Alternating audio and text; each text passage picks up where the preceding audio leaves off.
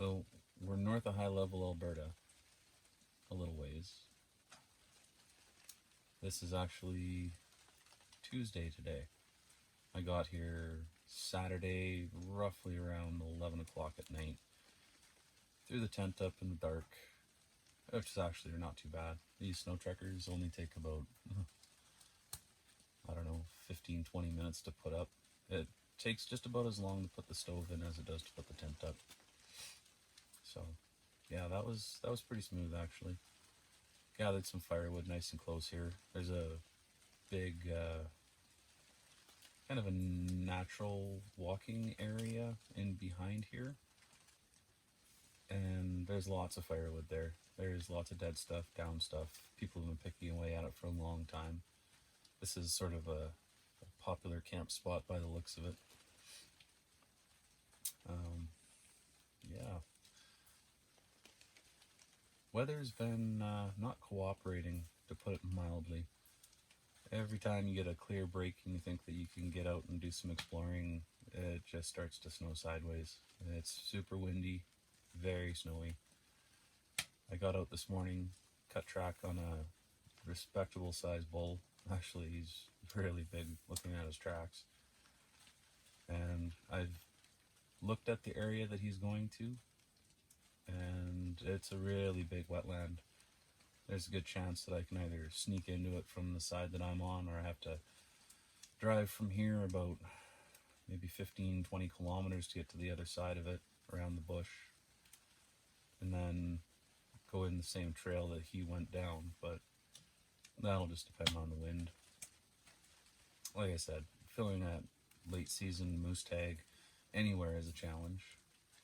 Being in a strange area that you've never been to before, all by yourself. Yeah, there's nobody here with me. I'm by myself. But doing that all alone is very difficult. You can't set up a play. You can't send one guy in one direction and another in another direction and cut track and figure out which way they're going. You just got to kind of follow them in when you have some opportunity. And that's strictly weather and wind. But no, I'll get out again this afternoon, even if the snow keeps up, and I'll cut it on his track a little ways. Pretty sure he's going to be in some big open marshy areas full of willow, because that's what Google Maps shows. But maybe he's hiding in the trees bedded down. It is snowing like crazy outside right now.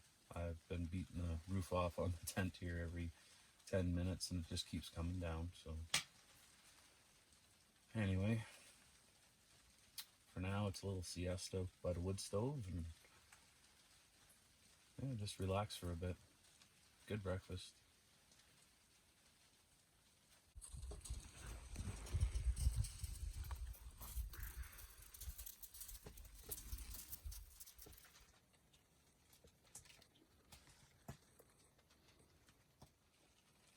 There's nothing quite like having wood heat. It's a great way to dry out all of your gear. It will cook you out of a small space. This tent, she gets pretty warm when you open everything up on that stove.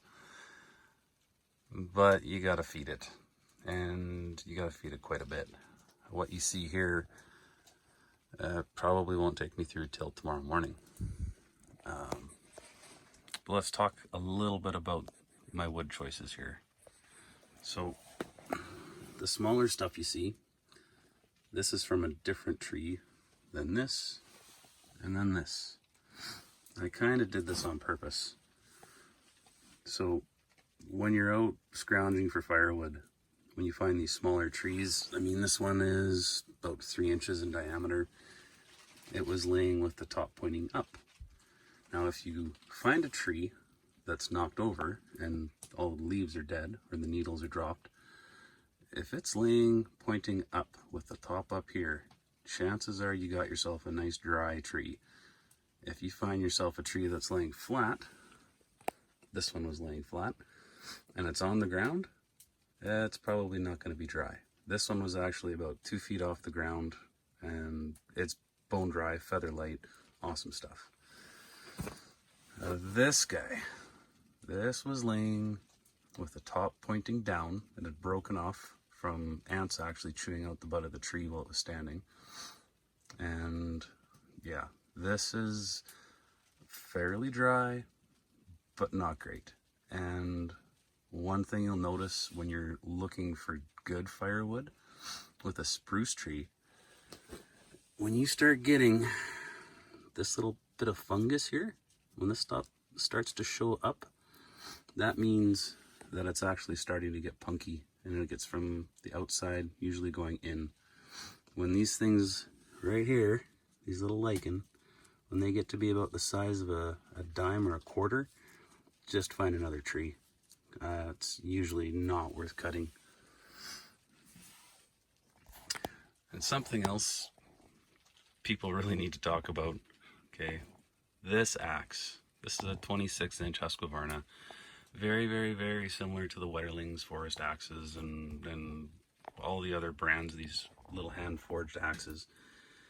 This is a bare minimum.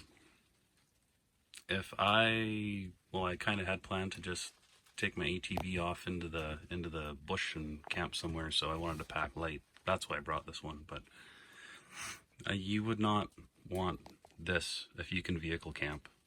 Like, bring a real axe, like something that's got about a 3 or 4 pound head on it, something that you can split wood with. This is fine, but it burns up a lot of energy. Where a big axe, I'd hit this block maybe 3 or 4 times to split it open. This little axe, I could probably beat on it for about, I don't know, 20-30 swings before I had it in a few pieces. But I'll show you a trick to that. Boom. This is just a plain old, I think they're UHMW or some other hard plastic falling wedge. Dirt cheap. I mean, $5 or $10 gets you one of these ones. I think this one's even a real legitimate Still brand or something. I don't know. Oops.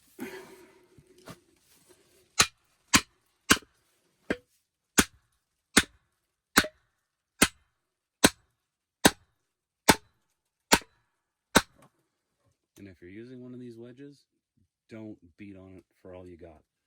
Just tap it, and it'll do the work for you. If you beat on these things hard, they're going to break, they're going to come back, probably going to smash in the face. I've caught a couple of wedges before. Believe me, it sucks.